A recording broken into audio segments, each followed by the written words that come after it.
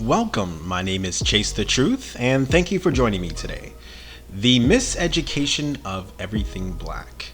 I struggled with what to call this channel for a few days now. I wanted to make sure that I had a title that would connect my audience with the reoccurring theme of various topics that affect the black community, such as American policies, EU policies, racism, urban myths, cultural appropriation, have all had their effect on the black community. And I know we'll discuss so much more, but throughout my thought process of coming up with the best title, there was an image of Lauryn Hill that kept popping into my head.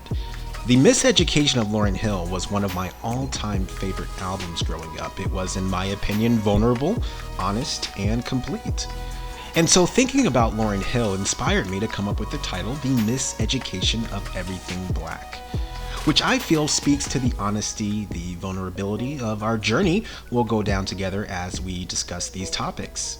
I will note that this being the first of sorts, I do appreciate that you are willing to be open to an alternate perspective. You're open to hearing a different opinion, and I don't want your actions to go unnoticed. And I do hope that you know that fact isn't lost on me. I guess with all the movements that have been going on, I felt the need to show thanks. There have been a ton of various levels of energy, and one could argue there has even been broad support of the recent movements and the recent protests.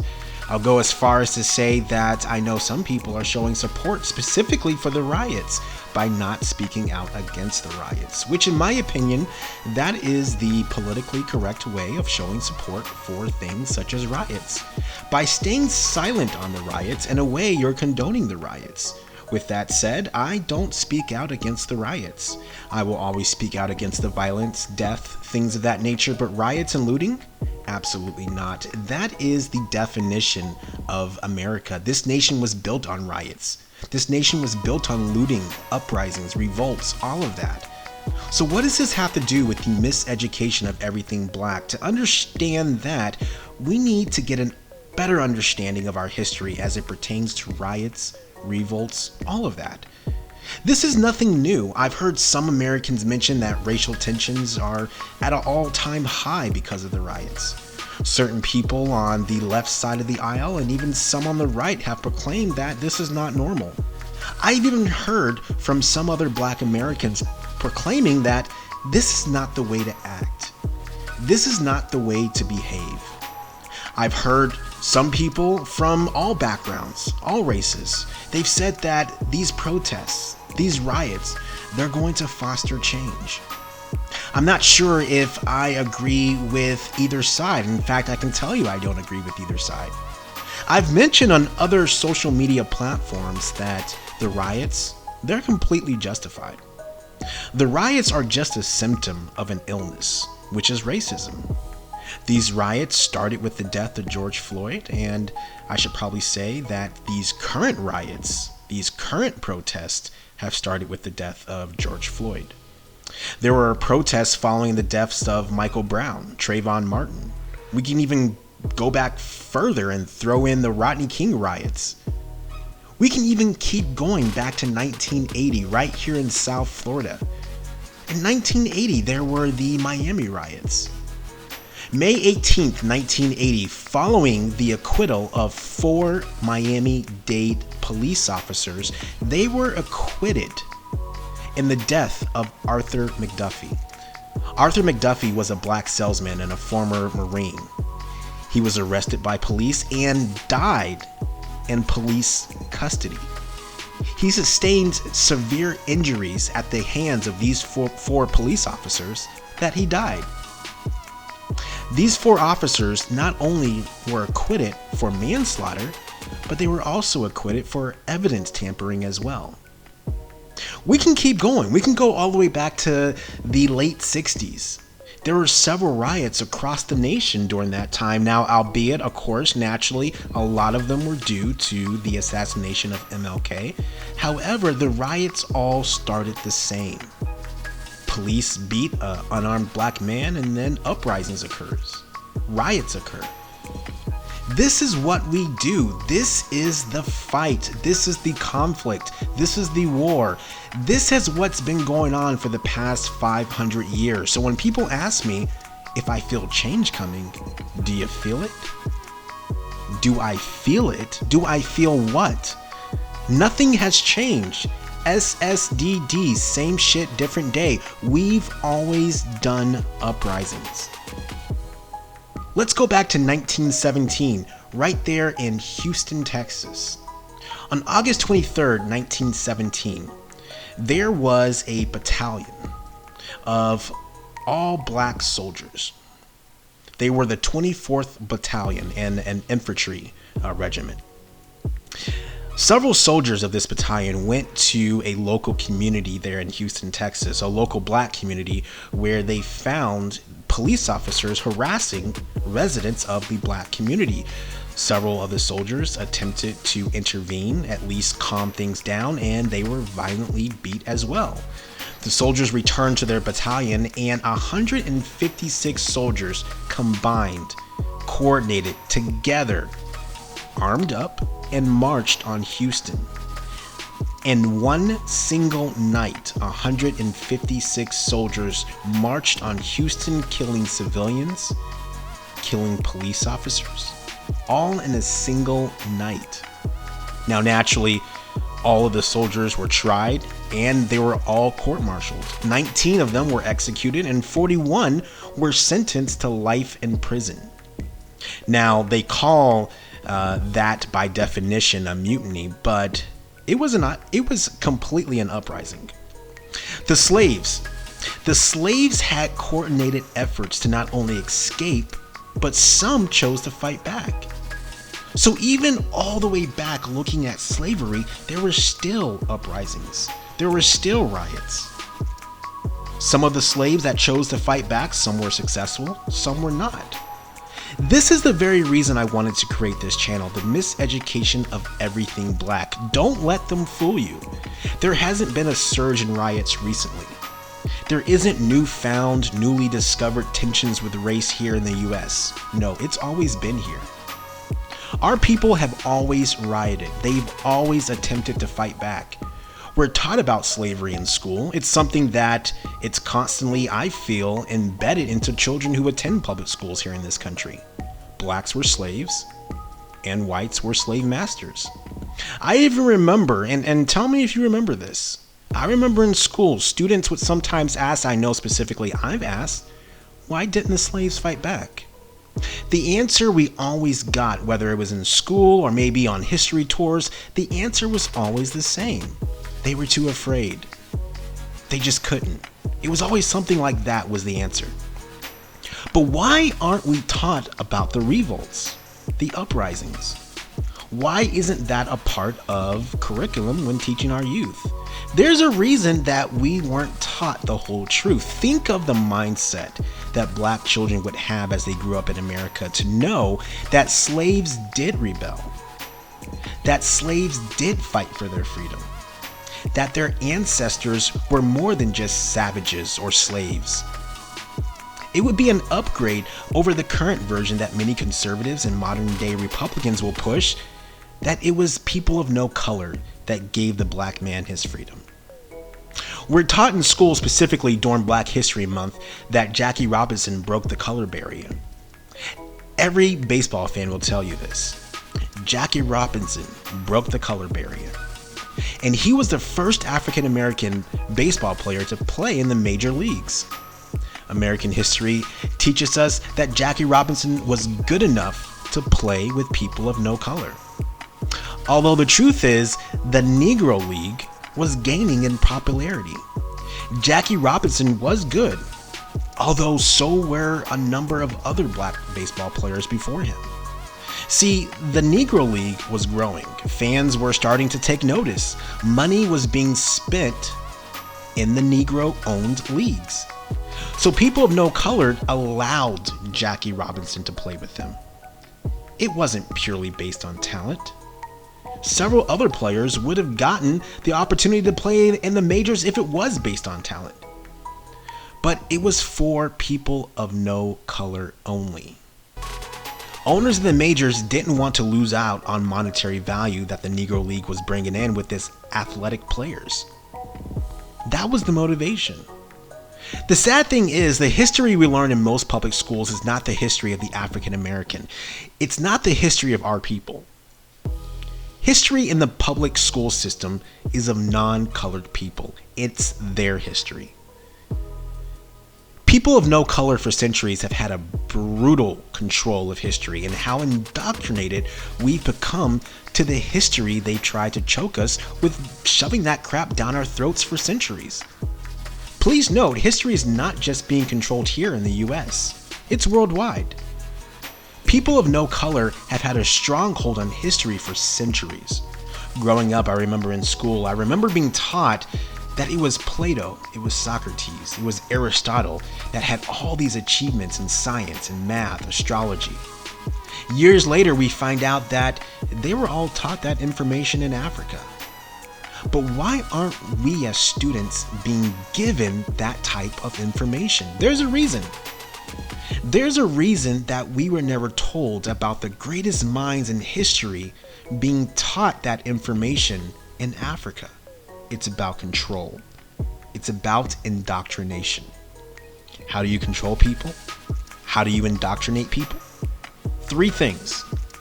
You control the way they see themselves. You control the way they view each other. And you control how they see the world. What does this country teach us about our ancestors? That they were slaves. That they were savages. But they don't teach us that we were kings.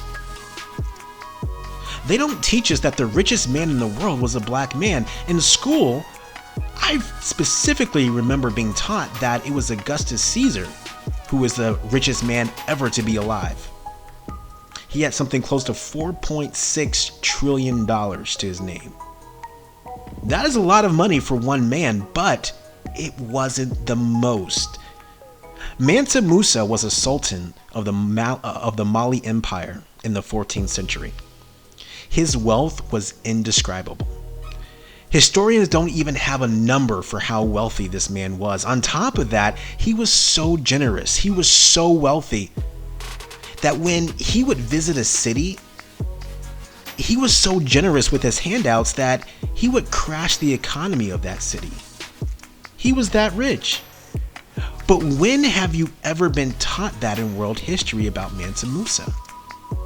We're indoctrinated to only learn about the successes and contributions of people of no color. Mansa Musa was the richest man alive. Think about that. The richest man ever in all of history was a black man. A black man you were never taught about in school. We're taught in this country that black women are single. Black women have multiple kids. No husband, no father figure in the picture. But let me know if you've ever seen this on the news, if you've ever read this in a newspaper, or seen this on social media. Let me know if you've ever seen or heard this. That black women are enrolled in colleges more than any other gender or race. Black women are graduating and earning more degrees than any other race or gender. But what is the perception we are indoctrinated with about black women? We're taught that Abraham Lincoln freed the slaves. We're not taught that Lincoln actually didn't care about the slaves. He was only making a political move to try and prevent the South from being profitable and creating their own union. Remember, the northern states abolished slavery in 1804, 60 years before slavery was abolished nationally. So in 1804, the northern states, they did abolish slavery. So even though they were quote unquote free states, there were still slaves, which they just gave a really fancy names such as indentured servants working without pay. Once again, it's a fancy way of saying that they were slaves. We're taught that the North was great and blacks were free, and Lincoln was so concerned about slavery. No, he nor anyone in the North cared. They didn't want to lose the South because cotton was the biggest export. The amount of cotton the slaves were cultivating and producing was keeping the U.S. wealthy. Are we told that it was the slaves that made the US economically wealthy? Were we told that it was the slaves that made the US a Western power? History teaches us what happened to the Jews. They suffered under the Nazis. Millions were killed. We're taught, but what we're not taught in history is about the Black Israelites. We aren't taught how, when the transatlantic slave trade first began, the kings and the sultans of West Africa didn't initially trade their own people. No. The kings and sultans of West Africa, they only wanted to trade away their refugees. So who were their refugees? The Black Israelites. The Black Israelites were exiled to all parts of the world, the majority being the closest, which was Africa, where they fit in. They were Black Israelites. Of course they would go to Africa after being exiled. So we're not taught about the Black Israelites who were exiled black and then came back with no color. People of no color, elitists, have made an emphasis to indoctrinate the black community here in the United States for well over 500 years. And to get a better understanding of what's going on here in America, we also need to take a trip back in time and revisit and get an understanding of what is and has been going on in Africa. The reason our history has been stolen, our current struggles, the riots, the protests, the lack of justice. To understand where we're going, we have to know where we've been. All of that starts in Africa. Everything that is happening here is happening in Africa on a much larger scale. So next episode, we're going to take a trip back. We're going to start our journey by beginning in the past. I'm trying to keep these episodes under 20 minutes, 15, 20 minutes. So just to give you a teaser, let me ask you this question. Why are there more African artifacts outside of Africa than actually in Africa? Oh no, you heard that right. There are more historical, priceless artifacts outside of Africa than actually in Africa. Belgium has 180,000 priceless pieces of artifacts from Africa. Germany, one museum in Germany has 75,000. France, 70,000. One museum in England has 69,000. Austria, 37,000. You may be asking yourself, have Africans asked for these artifacts back? Absolutely. Claims for restitution are mounting, and more African nations and communities demand the return of their looted items. These claims are, of course, naturally, as you can probably imagine, are being met with significant legal and political obstacles, such as a very interesting law in France. The French Art Collections Law is a law in France that declares all public French art collections belong to the state and cannot be returned to their original owners, no matter how or when they came into French custody. France now claims that these things are part of their French cultural property heritage. These African artifacts are a part of the French heritage. England's renowned Victoria and Albert Museum, they've actually agreed to return a certain number of artifacts as part of a long-term loan agreement. So rather than an outright act of restitution, they're giving the items back for a fee. Now, it's no secret that the world has taken a collective, gigantic shit on the top of Africa.